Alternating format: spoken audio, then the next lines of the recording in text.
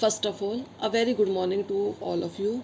Let's continue our previous chapter, retirement or death of a partner. Yes, students, today we will start 33rd illustration in which Ram, Shyam and Mohan were in partnership sharing profit and loss in the proportion of 3:2:1.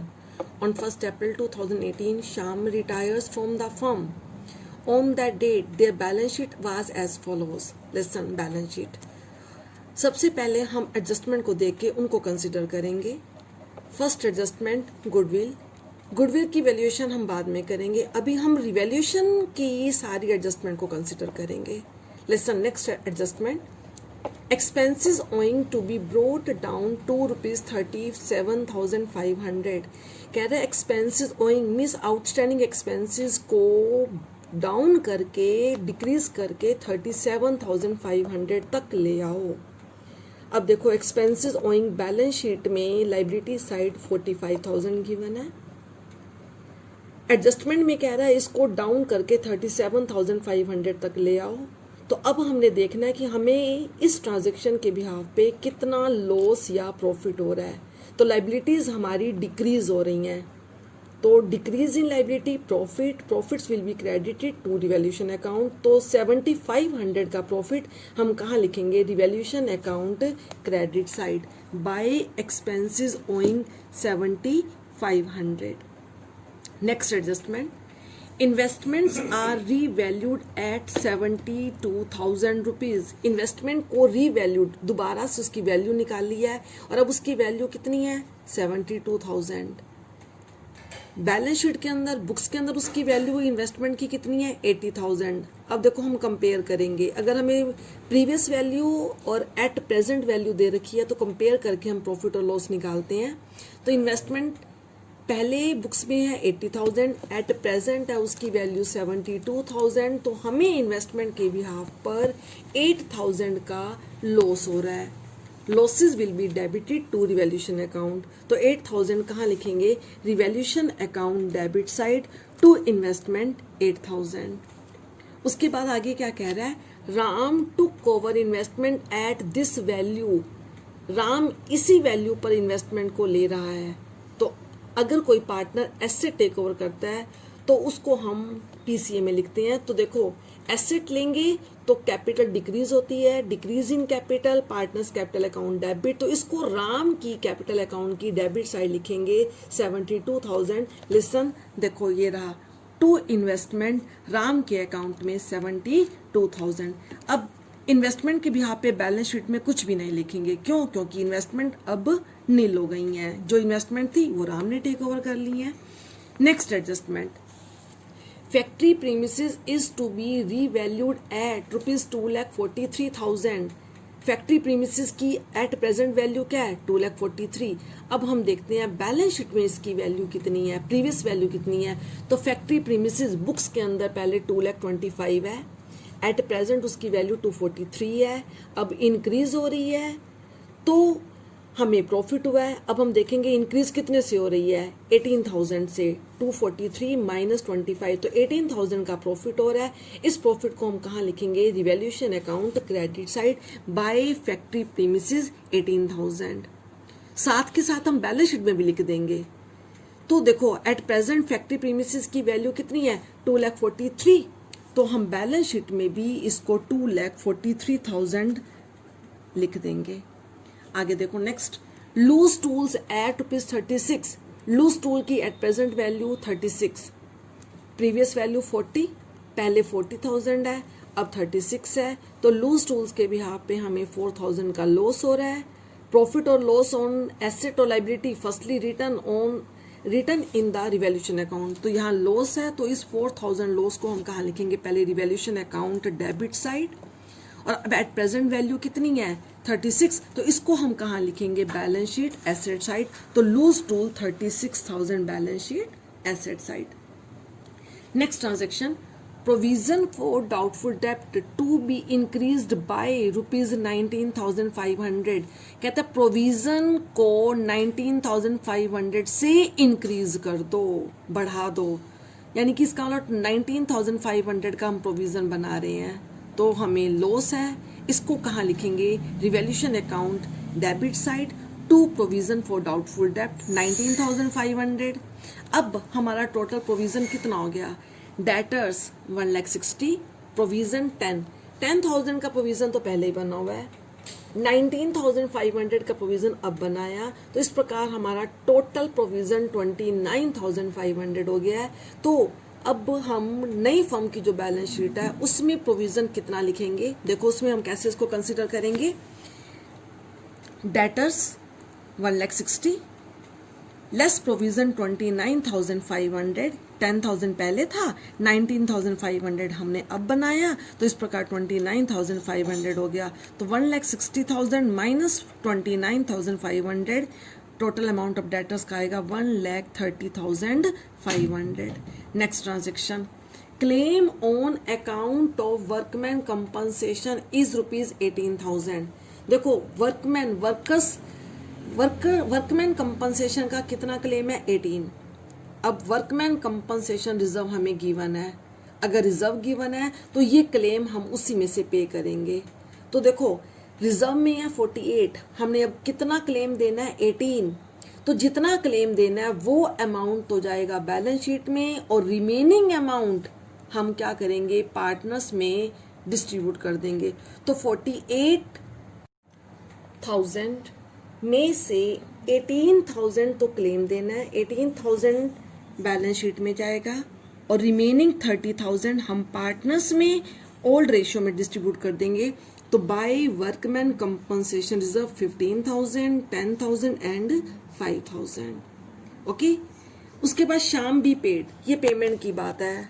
At present हमारी revaluation की सारी adjustment over हो गई हैं, तो हम पहले revaluation account को क्लोज करेंगे कि रिवैल्यूएशन अकाउंट का प्रॉफिट है या लॉस है। तो देखो debit is more than credit then difference amount will be loss, तो 6,000 का लॉस आ रहा है, ये पार्टनर्स में डिस्ट्रीब्यूट कर देंगे ओल्ड रेशियो में 3:2:1। अब आगे हम पीसीए और बैलेंस शीट की रिमेनिंग ट्रांजैक्शन को लिखेंगे। Listen, trade creditor 30,000, no change, कोई चेंज नहीं है, एज इट इज इसको हम बैलेंस शीट में लिख देंगे 30,000। Bills payable 27,000, no change, as it is 27,000। Expenses owing को लिख चुके हैं हम। रिजर्व फंड एक्युमुलेटेड प्रॉफिट है, इसको हमने पीसीए में ट्रांसफर करना है, पार्टनर्स में डिस्ट्रीब्यूट कर देना है। कैपिटल राम श्याम मोहन, इसको 2 lakh, 1,50,000 and 1 lakh written in the PCA by balance BD 2 lakh, 1,50,000, 1 lakh। Reserve fund और रेशियो में डिस्ट्रीब्यूट करना है।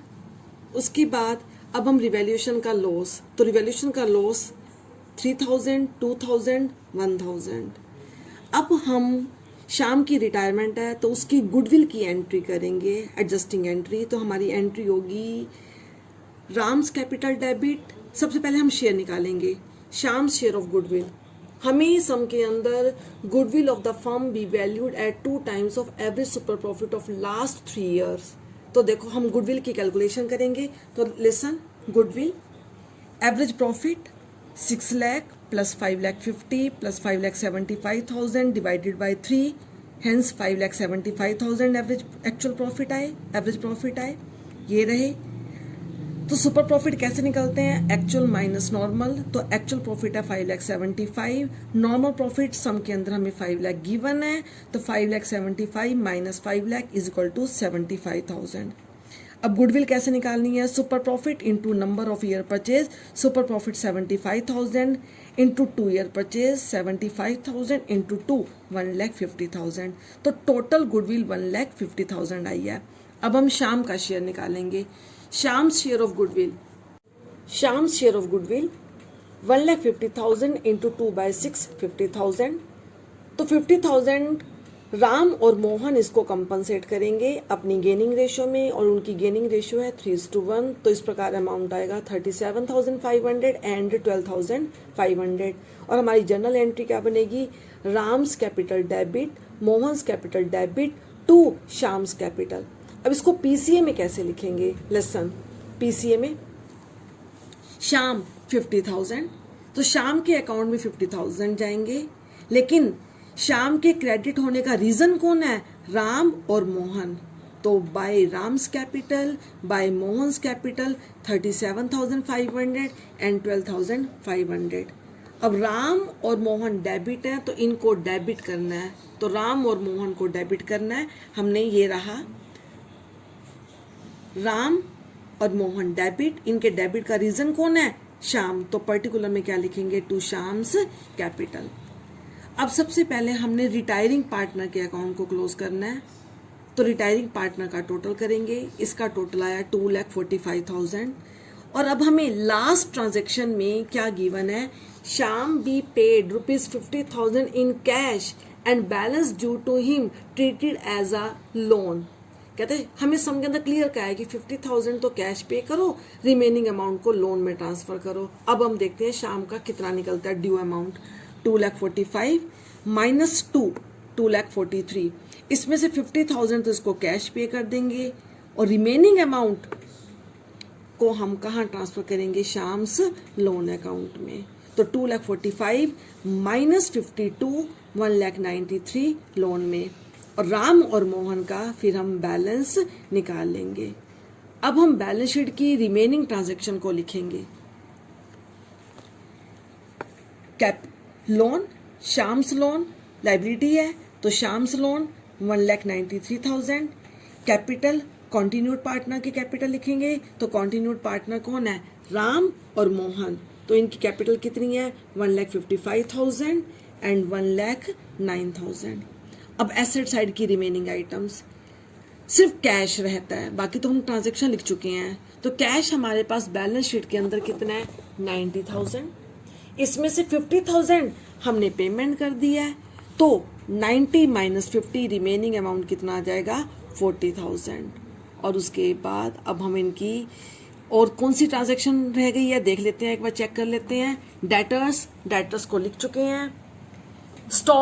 स्टॉक को हमने अभी तक नहीं लिखा, तो स्टॉक 1,20,000। उसके बाद इन्वेस्टमेंट को नहीं लिखना क्योंकि पार्टनर ने टेक ओवर कर लिया था, और लूज टूल्स को हम रिवैल्यूएशन बनाते टाइम ही लिख चुके हैं। तो इस प्रकार इन दोनों का ये टोटल आएगा।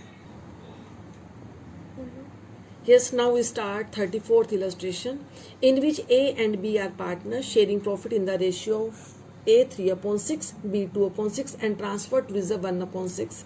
देखो सबसे पहले यहाँ पे एक जो नया पॉइंट है कि A और B पार्टनर है और उनको रिजर्व में भी 1/6 ट्रांसफर करते हैं। तो सबसे पहले हम A और B की रेशियो निकालेंगे। तो देखो कैसे निकालेंगे? A B रिजर्व 3/6, 2/6, 1/6, लेकिन A और B की इंडिविजुअल रेशियो क्या है? 3:2।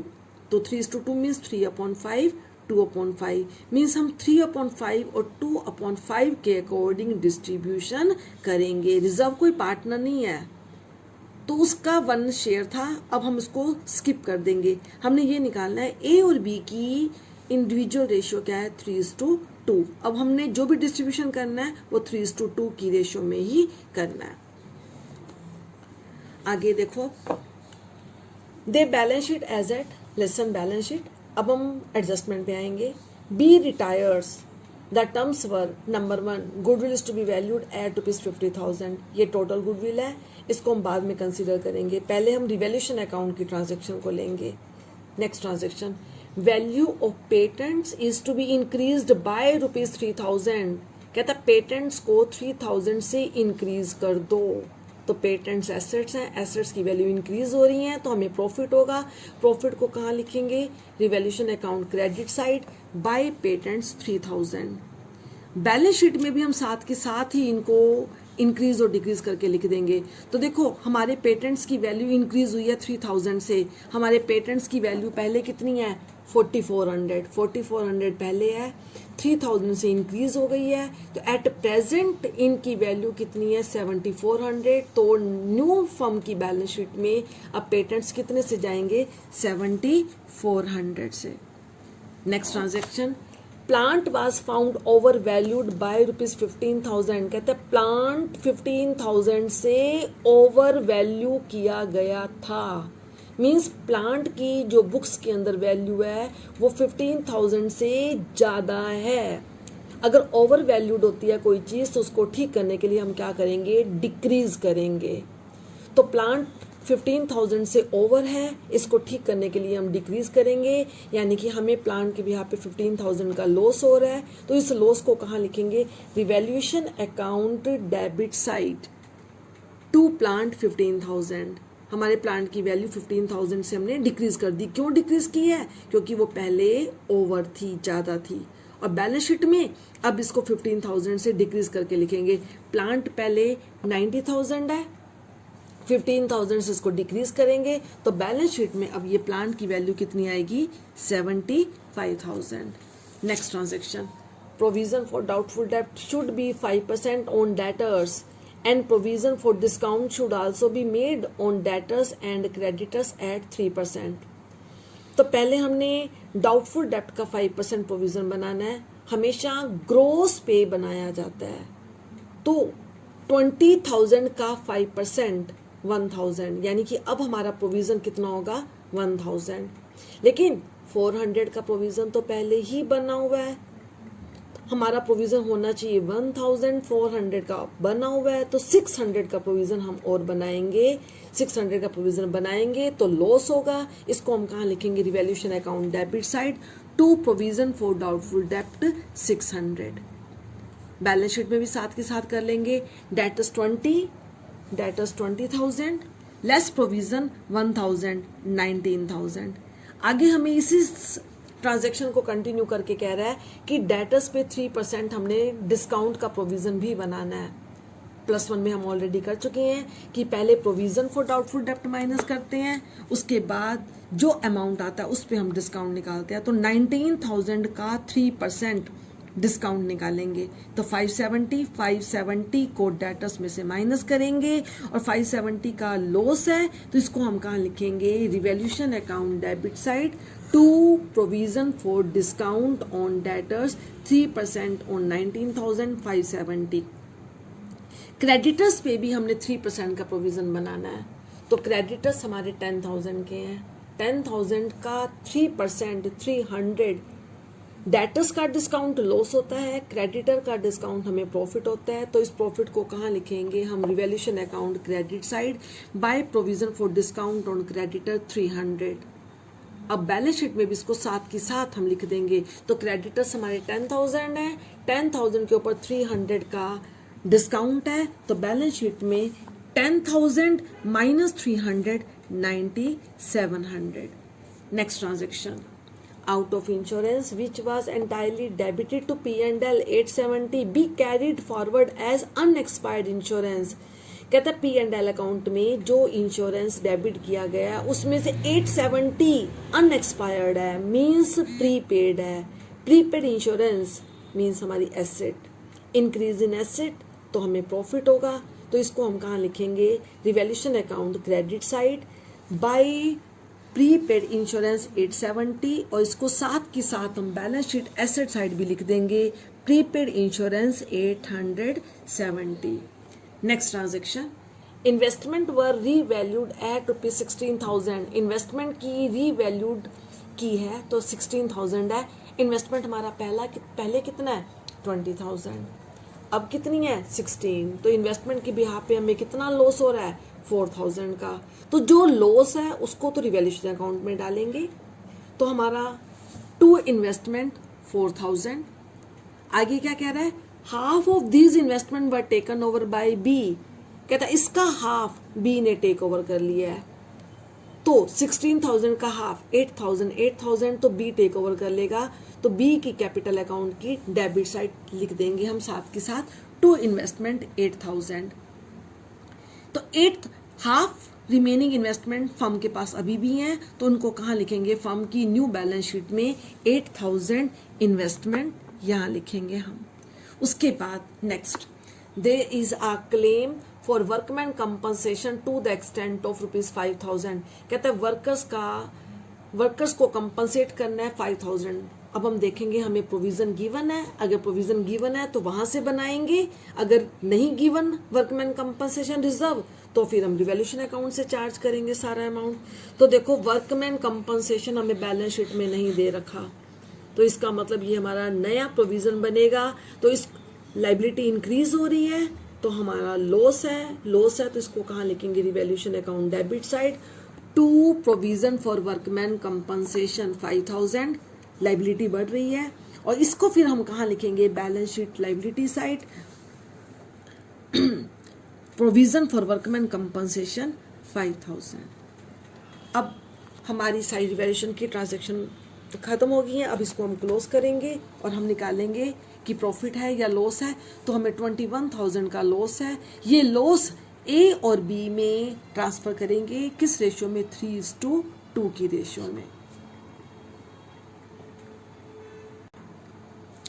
अब हम प्रिपेयर करेंगे पार्टनर्स कैपिटल अकाउंट। सबसे पहले कैपिटल अकाउंट में उनके बैलेंस लिखेंगे बैलेंस शीट में से।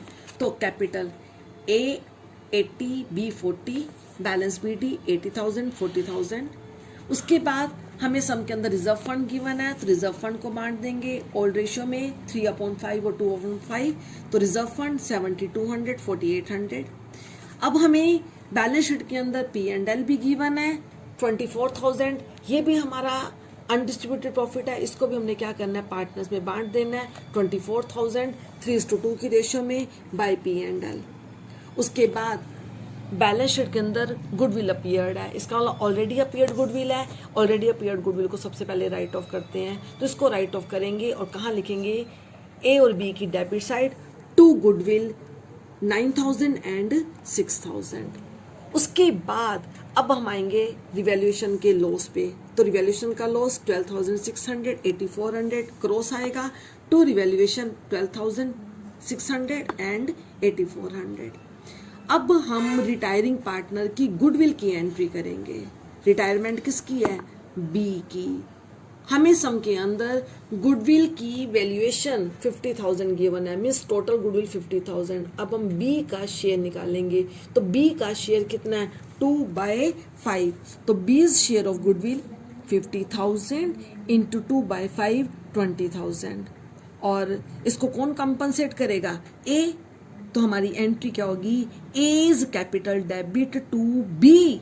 बी क्रेडिट हो रहा है 20,000 से, लेकिन इसके क्रेडिट का रीजन कौन है, ए, तो बाय एज। अब ए डेबिट हो रहा है तो ए की कैपिटल को डेबिट करेंगे और इसके डेबिट होने का रीजन कौन है, बी। अब इसके बाद अब हम रिटायरिंग पार्टनर की ड्यू अमाउंट निकालेंगे और देखेंगे सम के अंदर क्या कहा गया है। तो रिटायरिंग पार्टनर का due amount credit minus debit, तो ये 52,000 आएगा, लेकिन सम के अंदर क्या कहा गया है, B was paid off in full, B को पूरी पेमेंट कर दो। A borrowed the necessary money from the bank on the security of plant and stock to pay off B. कहते हैं बी की पूरी पेमेंट करनी है, सम के अंदर क्लियर कहा गया है पूरी पेमेंट करनी है, और जो उसको नेसेसरी अमाउंट जितने पैसे की और जरूरत है ए क्या करेगा, बैंक से बोरो करेगा। अब हम देखते हैं हमारे पास पड़ा कितना है कैश। तो हमारे पास बैलेंस शीट में 5,000 कैश पड़ा है, तो 5,000 तो हम बी को कैश पेमेंट कर देंगे, रिमेनिंग अमाउंट बैंक से हम लोन लेंगे। तो देखो हमने टू कैश 5,000, हमने बी की पेमेंट करनी है 52,000, 5,000 तो हमने उसको कैश पेमेंट कर दिया, रिमेनिंग अमाउंट हमने बैंक से लोन लिया, तो इसको टू बैंक 47,000 की पेमेंट करेंगे। अब ये 47,000 का लोन लिया है ए ने, तो ये लोन है, इसको कहाँ लिखेंगे, balance sheet liability side bank loan secured by plant and stock 47,000। अब ए की क्लोजिंग कर देंगे, ए का क्रेडिट माइनस डेबिट, तो ये बैलेंस आएगा 60,000, ये ए की कैपिटल है, इसको कहाँ लिखेंगे, balance sheet liability side capital. अब देखो उसके बाद हम एक बार बैलेंस शीट को फिर देख लेते हैं कि कोई ट्रांजैक्शन रह तो नहीं गई जो नई फर्म में हमने लिखना हो। गुडविल को हम ट्रांसफर कर चुके हैं, प्लांट, पेटेंट, स्टॉक, इन्वेस्टमेंट ये सब लिख चुके हैं। कैश 5,000 हमारा जीरो हो जाएगा, क्यों, क्योंकि हमारे पास जितना था वो हमने बी को पे कर दिया। अब हमारे पास कैश का कोई भी बैलेंस नहीं है। उसके बाद अब हम इनकी टोटलिंग करेंगे। That's all.